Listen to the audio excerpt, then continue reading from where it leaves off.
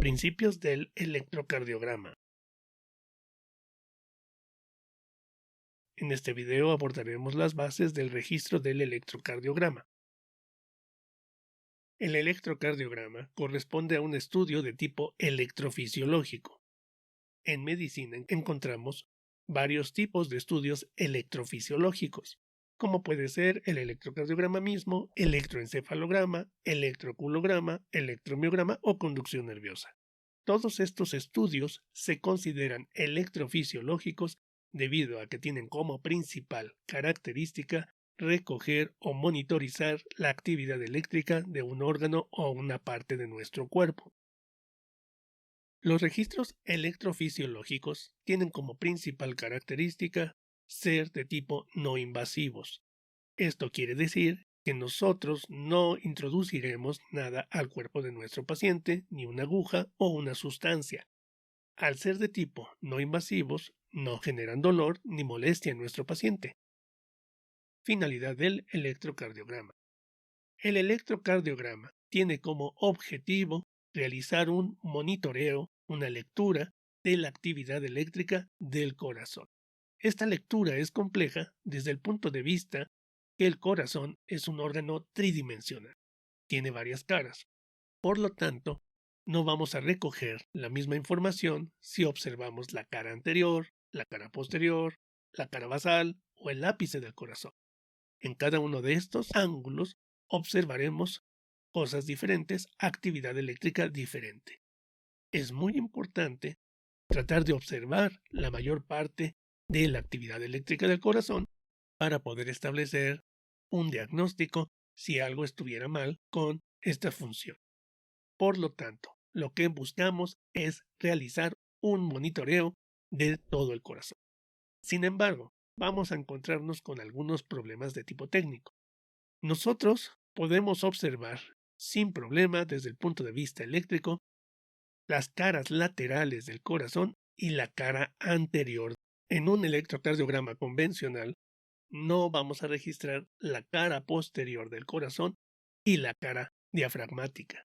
Sin embargo, sí es posible registrarlas, pero requerimos de electrodos adicionales para realizar este registro. En este sentido, un electrocardiograma es un monitoreo observando diferentes ángulos del corazón. Es muy difundida la imagen en la que hacemos una comparación como si tuviéramos una fotografía que vamos a tomarla de frente, de lado, desde la parte de arriba, desde la parte de abajo, parte lateral, etc. Y al final lo que trataremos de hacer es conjuntar toda esta información para saber cómo se encuentra esta función eléctrica. Al ser un estudio que se va a registrar desde la superficie de la piel, requiere de características particulares. Primero, para que podamos registrar la actividad eléctrica de un órgano, en este caso el corazón, se requiere forzosamente que se generen dipolos. Los dipolos son señales eléctricas producidas por la conjunción de cargas positivas y cargas negativas. Esta interacción de ambas cargas producirá campos eléctricos de atracción y los aparatos destinados al estudio de estos registros tendrán como finalidad detectar el campo eléctrico generado por el dipolo con una dirección y una magnitud. La segunda característica indispensable para el registro electrofisiológico es que podamos conducir la señal eléctrica desde el órgano, en este caso el corazón, hasta la superficie de la piel. Para tal motivo se requiere de un medio conductor. Nuestro cuerpo está dividido en diferentes compartimentos y cada uno de estos compartimentos va a contar con líquido y iones. Este líquido y iones serán el medio propicio para la propagación de la señal eléctrica y así es como llegará hasta la superficie. En el caso del cuerpo humano tenemos una ventaja. La señal eléctrica, si es lo suficientemente intensa, podrá propagarse en todas direcciones, es decir, en un espectro en tercera dimensión. Podrá propagarse hacia arriba, hacia abajo, hacia adelante, hacia atrás. ¿Gracias a qué? A que nuestro cuerpo se le considera como un conductor de volumen. Podemos colocar un electrodo en cualquier parte de nuestro cuerpo y seremos capaces de registrar la actividad eléctrica del corazón. Sin embargo, no podemos hacer esto de manera indiscriminada. Es necesario contar con principios internacionales que nos digan dónde se deben de colocar los electrodos para poder hacer comparaciones. Primeramente hablaremos del dipolo eléctrico. El dipolo eléctrico tiene como principal característica que al conjuntarse dos cargas opuestas, cargas positivas y cargas negativas, van a generar campos eléctricos, un campo positivo y un campo negativo. En el caso de las células del corazón, los miocitos cardíacos, vamos a encontrar que al registrarlas desde la superficie de la piel, estaríamos observando eléctricamente la parte externa de las células. Y cuando la célula se encuentra en reposo, la carga eléctrica de la célula será positiva. Cabe mencionar, y este es un punto muy importante, que si no se genera un dipolo, los aparatos de registro no verán la señal y marcarán una línea isoeléctrica, una línea plana. Entonces, en ausencia de dipolo, no se genera registro. En los miocitos cardíacos, cuando se encuentra la célula en reposo, su carga externa será positiva. Y en el momento que una parte de la célula o un grupo de células se despolarizan, la carga externa cambia a negativa. Y entonces vamos a tener una circunstancia particular. Cuando tenemos una parte o un grupo de células en reposo y otra parte o otro grupo de células despolarizadas, tendremos una intersección entre la parte en reposo y la parte despolarizada, generando entonces en el exterior cargas positivas y cargas negativas. E inmediatamente vamos a encontrar la formación de un dipolo. Entonces, por lo tanto, el dipolo se formará ante la transición de áreas que se encuentran en reposo con áreas que se encuentran despolarizadas. Y esa es la señal que va a registrar nuestro electrocardiógrafo. Para poder entender qué es lo que nuestro aparato observa, vamos a tener esta imagen, en donde pensemos que tenemos un observador. Un observador que, dependiendo de la ubicación que tenga con respecto al dipolo, será lo que puede observar de él. Vamos a ponerlo primero del lado positivo. Si nuestro observador se encuentra cercano a la carga positiva, tendrá un campo de visión, y este campo de visión corresponderá al área o al campo eléctrico positivo. Y por lo tanto, vamos a generar una lectura de un vector que tiene dirección y magnitud. Y en el registro se podrá observar una deflexión hacia arriba, una deflexión positiva. Eso quiere decir que logramos observar la generación de vectores positivos que iban ascendiendo, llegaron a un pico máximo y fueron descendiendo hacia la basal.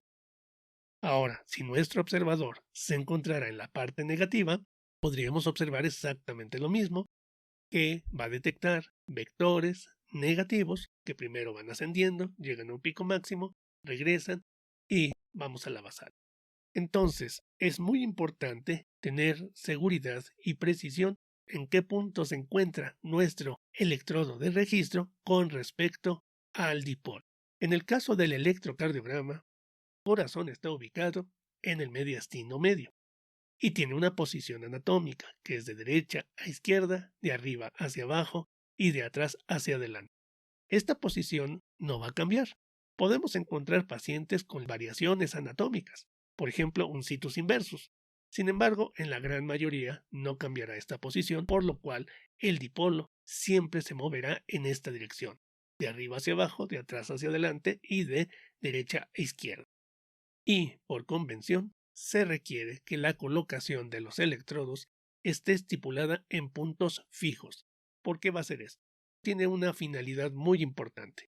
Como acabamos de mencionar, si nosotros colocamos un electrodo en cualquier parte del cuerpo, podremos registrar un electrocardiograma. Sin embargo, no podremos hacer comparaciones. Con la finalidad de poder realizar comparaciones entre el mismo paciente o entre un paciente y otro. Y para poder hacer estas comparaciones, requerimos forzosamente colocar los electrodos en sitios preestablecidos de acuerdo a una norma internacional, de tal manera que nosotros no tenemos que estar presentes en el momento que se realiza el registro, colocación de los electrodos. De primera instancia, vamos a colocar los electrodos en las extremidades superiores, en las muñecas, muñeca derecha, muñeca izquierda, y posteriormente en los tobillos, en las extremidades inferiores. En las extremidades inferiores vamos a colocarlo en tobillo derecho, tobillo izquierdo. Estos 4 electrodos van a tener la finalidad de realizar un registro en donde el tobillo derecho va a ser un electrodo neutro o conectado a tierra. Y a los 3 restantes les vamos a denominar R, L o F, de acuerdo a la convención, por la palabra en inglés de izquierda, derecha y pie. A partir de estos 3 electrodos que colocamos, vamos a crear un triángulo que se le va a denominar el triángulo de Einthoven. Este triángulo tiene como finalidad la colocación del electrodo R, del electrodo L y del electrodo F. Vamos a crear un triángulo de tipo equilátero, donde en la parte de en medio se encuentra el corazón. Vamos a empezar a hacer el monitoreo del corazón. Y para esto, nuestro registro lo vamos a dividir en 3 partes, que les vamos a denominar derivadas. Entonces contaremos con 3 tipos de derivadas. Las primeras 3 van a ser las derivadas que denominaremos D1, D2 y D3. Estas 3 derivadas, al estar registrando R, L y F, ven exclusivamente las caras laterales del corazón. Y tenemos que hacer otro apunte. El registro que vamos a realizar puede tener 2 variaciones. Puede ser un registro de tipo monopolar o bipolar. ¿Qué quieren decir estas palabras? Cuando estamos realizando un estudio de tipo monopolar, solamente utilizaremos para observar un solo electrodo, pero cuando utilicemos un registro de tipo bipolar, utilizaremos 2 electrodos en conjunto. Por lo tanto, registros bipolares son vistas panorámicas y registros monopolares son vistas más estrechas, más de detalle. Entonces, las primeras 3 derivaciones, D1, D2 y D3, tienen como primera característica ser registros de tipo bipolares. Trataremos de explicar qué observa cada uno de ellos. En el caso de D1, va a incluir al electrodo R y al electrodo L. Por lo tanto, aquí podemos observar toda la zona que se vería en conjunto con estos dos, que corresponde básicamente al área auricular. D1 sería la derivada que principalmente nos está observando la actividad eléctrica de las aurículas del corazón. La siguiente derivada sería D2, que incluye o involucra al electrodo R y al electrodo F. Básicamente va a estar observando eléctricamente la cara lateral del lado derecho del corazón, incluyendo aurícula y ventrículo. Y para la derivada D3 tendremos a los electrodos L y F. En este caso, estaremos observando principalmente la cara lateral del lado izquierdo del corazón. Con estos 3 vamos a tener una visión completa de las caras laterales del corazón. Y aquí cabe hacer una mención. Todo el registro del electrocardiograma es un registro de tipo redundante. ¿Qué quiere decir esto? Quiere decir que podremos estar observando con diferentes derivadas la misma área del corazón. ¿Y cuál es el objetivo de hacer un registro redundante? No perder información. Si bien dijimos al inicio que no veíamos la cara posterior y la cara diafragmática, eso no evita que las caras que sí tienen acceso las tratemos de ver con detalle. Y aquí surgirá una primera regla que es: no es válido si observamos un cambio en una sola derivada. El electrocardiograma, para que nosotros podamos realizar un diagnóstico, debemos de observar los cambios al menos en 2 derivadas que corresponden a la misma área anatómica del corazón. Entonces, D1, D2 y D3 tienen como principal característica ser registros bipolares y vistas panorámicas. Ahora viene el segundo grupo de derivaciones que les vamos a denominar aumentadas. ¿Y por qué toman esta denominación? Debido a que son registros de tipo monopolar. Es decir, solamente involucra a un electrodo y por lo tanto la señal es ligeramente más pequeña y el aparato debe de aumentar la señal, de ahí el nombre de aumentadas. Contaremos con 3. Le vamos a denominar ABR, ABF, ABL. Estas 3 señales van a estar registrando también las caras laterales del corazón. ABR va a ser tomado con el electrodo R exclusivamente. ABL va a ser tomado únicamente con el electrodo L y ABF va a ser tomado con el electrodo F. Como decíamos anteriormente, vamos a hacer un registro de tipo redundante. En este caso, ABR va a estar observando principalmente la actividad auricular y la actividad del nodo aurículo-ventricular. En el caso de ABL, vamos a estar observando con mayor precisión la zona aurículo-ventricular y ABF va a estar observando con mayor precisión pared libre del ventrículo derecho, septo interventricular principalmente. Entonces, es importante ubicar estas zonas cuando se presente una lesión, poder localizarlo anatómicamente y delimitar el tamaño de la extensión. Obviamente, lesiones muy grandes pues serán registradas por más derivadas, lesiones más pequeñas serán registradas por menos derivadas. Y reitero, es importante que no se observe algo solo en una derivada. Tenemos que observarlo al menos en 2 derivadas.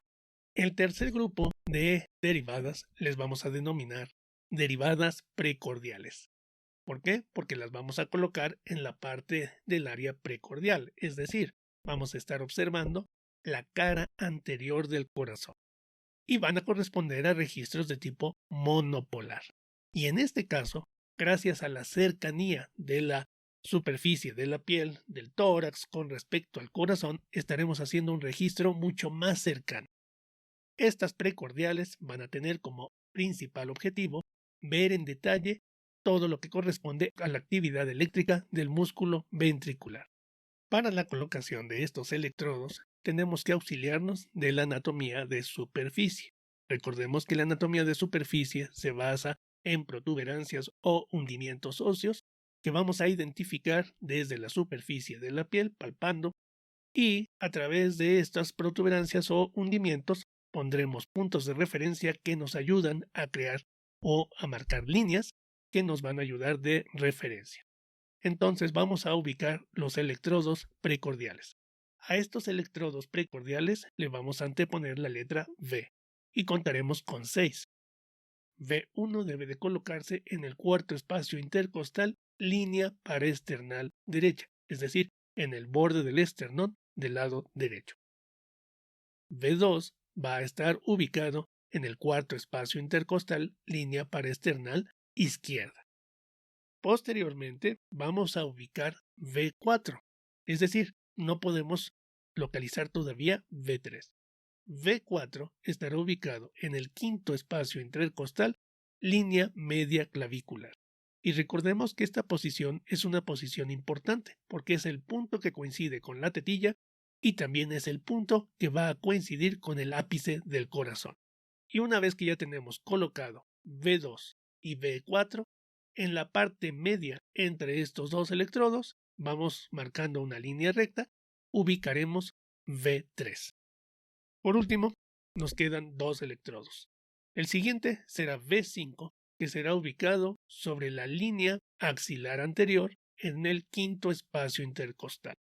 Y V6 estará ubicado en la línea axilar media, quinto espacio intercostal. Recordemos que las costillas también tienen una dirección de arriba hacia abajo y de atrás hacia adelante. Es decir, V5 nos quedará ubicado ligeramente más arriba y V6 también más arriba de V5 porque la costilla va subiendo conforme vamos a la parte posterior. Entonces ya tenemos ubicados nuestros electrodos precordiales y ahora tenemos que establecer qué es lo que observa cada uno de ellos. Como decíamos, son registros de tipo monopolar. Ahora, V1 tiene como principal característica observar la pared libre del ventrículo derecho. V2 tiene como principal zona de observación el septo interventricular y un poco de la pared libre del ventrículo derecho. V3 estaría observando más de cerca el septo interventricular. V4 estaría especializado en observar el ápice del corazón. V5, la cara anterolateral de la pared libre del ventrículo izquierdo. Y V6, la cara lateral de la pared libre del ventrículo izquierdo. Con esto estamos haciendo un monitoreo de la actividad eléctrica de todo el músculo ventricular. Para finalizar, vamos a tratar de establecer una correlación anatómica para ejemplificar y entender qué es lo que están observando nuestros electrodos. Como primera instancia, vamos a observar que si tuviéramos un problema en el septo interventricular, ¿quién podría observar esa actividad? Esa actividad podría ser observado por D2, D3, ABF y por V3 y V4. En este sentido, podemos ubicar perfectamente, a través de la lectura de estas distintas derivadas, dónde se encuentra nuestra lesión. Y de ahí que otra vez insisto en que nuestro registro es de tipo redundante. Gracias al uso del triángulo de Einthoven, nosotros podemos ubicar distintas derivadas con respecto a un ángulo en particular. Por ejemplo, si nosotros observamos ABF, vamos a encontrar que está observando el corazón precisamente a 90 grados. En el caso de ABR, estaríamos observando el corazón a menos 150 grados. Y en el caso de ABL, estaríamos observando al corazón a menos 30 grados. Cabe mencionar que esta división es partiendo los 360 grados en dos mitades de 180 grados. La parte inferior del círculo o la parte inferior, los primeros 180 grados serían positivos y los 180 grados de la parte superior serían negativos. Ahora hablaremos de las ondas del electrocardiograma. El electrocardiograma se caracteriza por la generación de ondas bifásicas. Esto quiere decir que partimos de una línea isoeléctrica, que es una línea plana. A partir de esta línea isoeléctrica, en donde no existe dipolo, podemos tener deflexiones positivas y deflexiones negativas. Es decir, podemos tener señales que nos dibujen una onda hacia la parte de arriba o otra onda hacia la parte de abajo de nuestro diagrama. Y las diferentes ondas tendrán nombre y corresponden a distintas partes de la actividad eléctrica del corazón. Vamos a iniciar con la onda P. La onda P es una onda monofásica positiva, es una onda redondeada y tiene como principal característica corresponder a la despolarización auricular.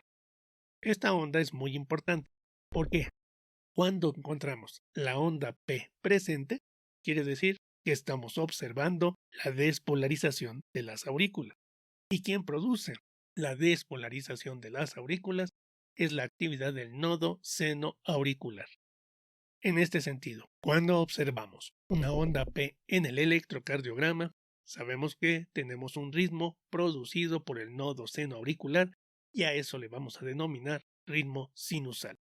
Si no se encontrara la presencia de la onda P, querría decir que no tenemos ritmo sinusal, es decir, que quien lleva el ritmo del corazón no sería en ese caso el nodo seno auricular. A continuación tendremos un espacio marcado por una línea isoeléctrica. Y a este espacio o a este segmento le vamos a denominar el segmento PR. En este segmento no encontraremos una onda. Como decía, será una línea isoeléctrica y corresponde a la pausa que hace el nodo auriculoventricular al paso de la información hacia las de His. El tiempo de duración de este intervalo es muy importante para determinar que el nodo auriculoventricular no está retrasando de más la información. Posteriormente viene el complejo QRS. El complejo QRS está caracterizado por tres ondas bifásicas. Tendremos primera onda negativa será Q. Si no se encuentra la primera onda negativa, quiere decir que no existe Q. La primera onda positiva después de Q es R. Insisto, si no existe onda negativa, no hay Q, y si viéramos la deflexión positiva, pues sería R. Entonces, la primera onda negativa es Q y la primera onda positiva es R. Si no tuviéramos onda Q, la primera positiva sigue siendo R. Y la segunda onda negativa corresponde a S. Ahora, en algunos casos podemos tener dos picos en R y esto nos daría una onda R y una onda R'. Y lo debemos de anotar en nuestra bitácora para el análisis del electrocardiograma. El complejo QRS corresponde a la despolarización ventricular. Y vamos a tener una curiosidad. Al mismo tiempo que se está dando la despolarización ventricular, se está generando la repolarización auricular. Sin embargo, por la diferencia en la cantidad de músculo, el voltaje que genera la onda QRS es mucho mayor y enmascara a la repolarización auricular, y debido a esto no la logramos observar. Una vez que tenemos el complejo QRS, vamos a encontrar otro segmento isoeléctrico que le denominaremos segmento ST. Y por último, observaremos a la onda T. La onda T se caracteriza por ser una onda monofásica positiva. Solamente positiva. En este sentido, onda P y onda T deben de ser positiva y contaremos con una excepción. La excepción corresponde a la derivada tomada en AVR. Solamente en AVR, onda P y T pueden ser negativas y eso es normal. Y recordemos por qué puede ocurrir esto: por el ángulo de visión de nuestros electrodos con respecto al dipolo. En algunos casos podemos encontrar otra pequeña deflexión positiva posterior a T, es decir, una vez que T termina, puede generarse otra pequeña deflexión positiva que le denominaremos onda U, que no siempre va a estar presente. Entonces, nosotros debemos de aprender a identificar las ondas en un electrocardiograma real y llevar la secuencia de onda P, Q, R, S, T y en ocasiones U. Y nuevamente deberá de empezar P, Q, R, S, T, U. Este tipo de lectura nos va a ayudar a acostumbrarnos a identificar las ondas reales de un registro y poder observar cuando existen anomalías. En el siguiente video analizaremos el electrocardiograma y los distintos cambios que podríamos observar. Muchas gracias y no olviden darnos like y suscribirse.